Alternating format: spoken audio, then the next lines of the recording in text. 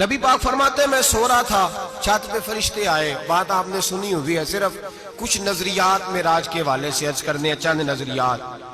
نبی پاک فرماتے ہیں حضرت جبریل نے چھت کے اوپر سے انہوں نے تھوڑا سا حصہ کھولا، چھت پھاڑی. ہمارے نا دیہاتوں میں لکڑی کی جو چھت ہوتی تھی نا، اس پہ ایک بندہ بھی اگر چلتا تھا نا تو گھر کے جو بزرگ ہوتے تھے کہتے تھے پتہ کرو چھت پہ بندہ ہے کوئی. ایک آدمی فٹافٹ بزرگ جاگ جاتے ہیں، کہتے پتہ کرو بھائی، بلکہ ساتھ والے کو آواز دیتے تھے، دروازہ کھولتے تھے. ہوتا تھا کہ نہیں ہوتا تھا؟ ہو جاتا تھا نا. او بھائی 1.5 پونے 2 لاکھ بندہ چھت پہ چلے، اللہ کے رسول فرما رہے ہیں میں سو رہا ہوں.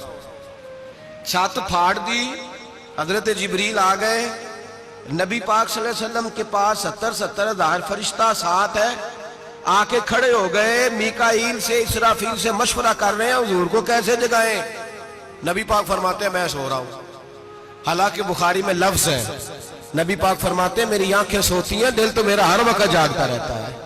نبی کریم سید عالم صلی اللہ تعالی علیہ وسلم فرماتے ہیں میں سویا رہا. اب حضور آرام کہاں کر رہے تھے؟ زمین پہ.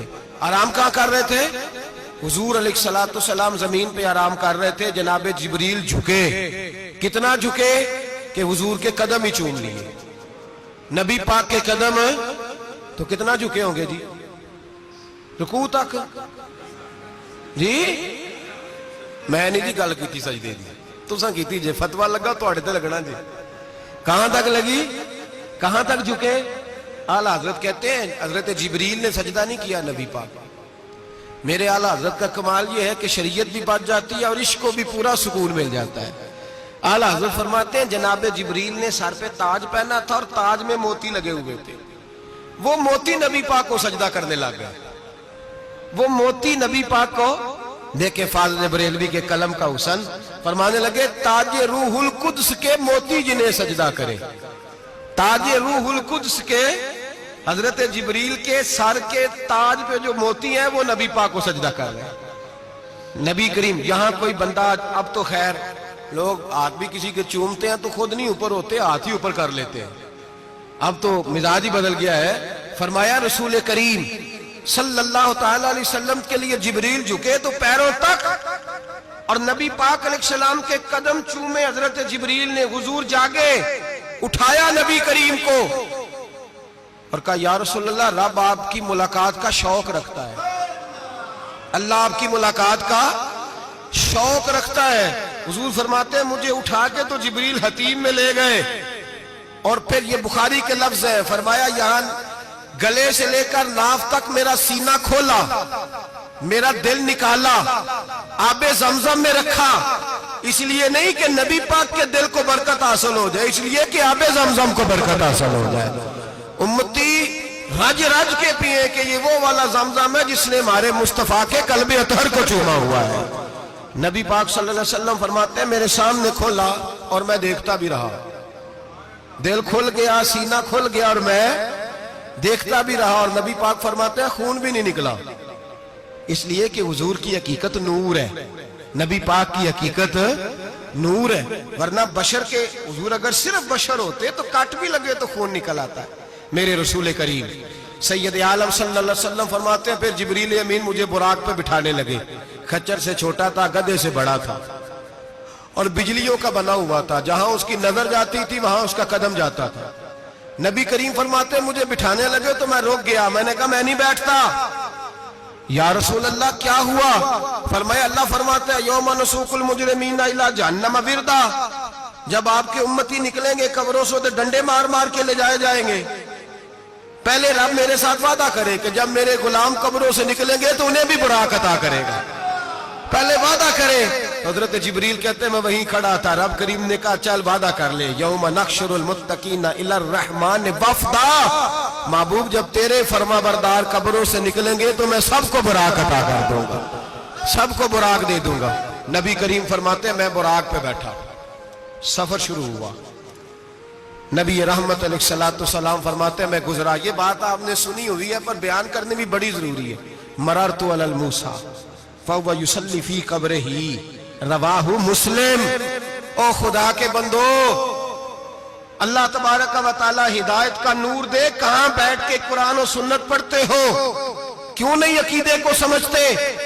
نبی کریم علیہ السلام نے فرمایا میں معراج کی رات گزرا، یہ سنی کان کھول کے سنے، دل کھول کے، صحیح مسلم کی حدیث، فرمایا میں معراج کی رات گزرا تو حضرت موسیٰ اپنی قبر میں کھڑے ہو کے نماز پڑھ رہے تھے۔ حضرت موسیٰ اپنی قبر میں، بولے سارے، اپنی قبر میں، حضرت موسیٰ اپنی قبر میں کھڑے ہو کے، اب آؤ حضرت سعید بن مسیب تابعی ہیں، صحابہ کے شاگرد ہیں، وہ کہتے ہیں جب یزیدی فوجوں نے مدینے پر حملہ کیا اور یزید کا مقرر کردہ امام آیا تو صحابہ کرام مسجد نبی چھوڑ گئے، 3 دن تک مسجد میں نماز، کہا ہم یزیدی امام کے پیچھے نماز نہیں پڑھیں گے۔ مدینے پہ حملہ ہوا، مکے پہ حملہ ہوا، حضرت سعید بن مسیب کہتے ہیں میں دیوانہ بن کے، مجنون بن کے اندر گھس گیا، یزیدی فوجیں سمجھی میں دیوانہ ہوں، شاید پاگل ہوں، مجھے انہوں نے تکلیف کوئی نہ دی۔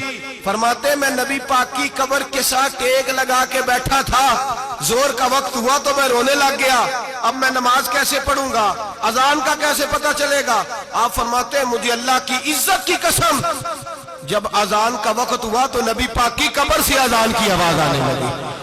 فرماتے ہیں جب جماعت کا وقت ہوا تو حضور کی قبر سے اقامت کی آواز آئی، پھر جماعت کی آواز آئی، اور میں نے اپنے نبی کے پیچھے زور کی نماز ادا کی، حضور کے پیچھے۔ حضرت موسیٰ اپنی قبر میں نماز پڑھے اور میرے رسول تو قبر میں جماعتیں کراتے ہیں، حضور جماعتیں کراتے ہیں، اور آپ فرماتے ہیں میں 3 دن مسجد، کان کھول کے دل کھول کے سنو، ہم نے کوئی ریڈی میڈ عقیدہ نہیں اپنایا، ہم کوئی دائیں بائیں سے پکڑ کے نہیں لے آئے کہ وہ فلاں آیا تھا بہت بڑا، اس نے جبہ کبہ پہنا تھا تو اس کے پیچھے لگ گئے۔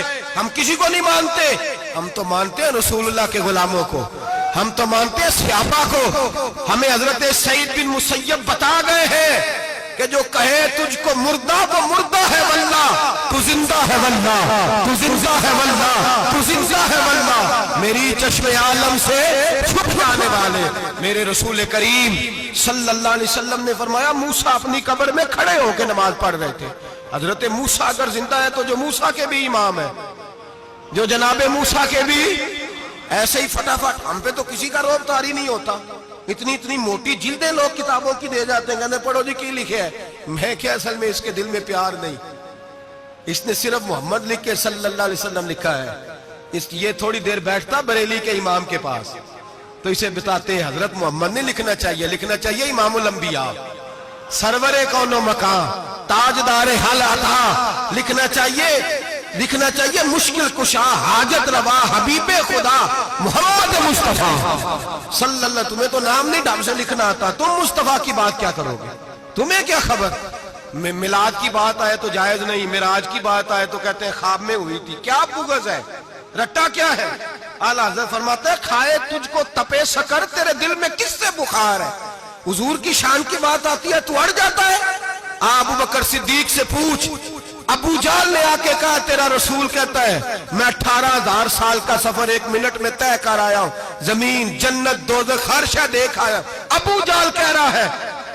ابو بکر صدیق فرمانے لگے اگر محمد عربی نے کہا ہے تو حق اور سچی کہا ہے، اگر رسول اللہ نے کہا ہے تو حق اور ماننے والا، عقیدہ بنا ماننے والا۔ ایسے لوگ سڑک پہ بیٹھ کے بات کر دیتے ہیں اور فٹافٹ سنی بھی مسئلہ پوچھنے آ جاتا ہے، کہتا ہے جی وہ فلانا مولوی وہ کون ہوتا ہے، کون ہے وہ، کس کی بات کر رہے ہو؟ بات کرنی ہے تو ابو بکر صدیق کی کرو، عثمان غنی کی کرو، مولا علی کی کرو، انس بن مالک کی کرو، طلحہ اور زبیر کی کرو۔ ہم کسی دائیں بائیں والے شخص کی بات نہ کرتے نہ سنتے، ہم پہ نہیں کسی بندے کا روب طاری ہوتا، کہ چل دوڑ جا، ہم تجھے کیا سمجھتے ہیں؟ ہم تو سمجھتے ہیں اس کو جس کی بات سے رسول اللہ کی پیار کی خوشبو آتی ہے۔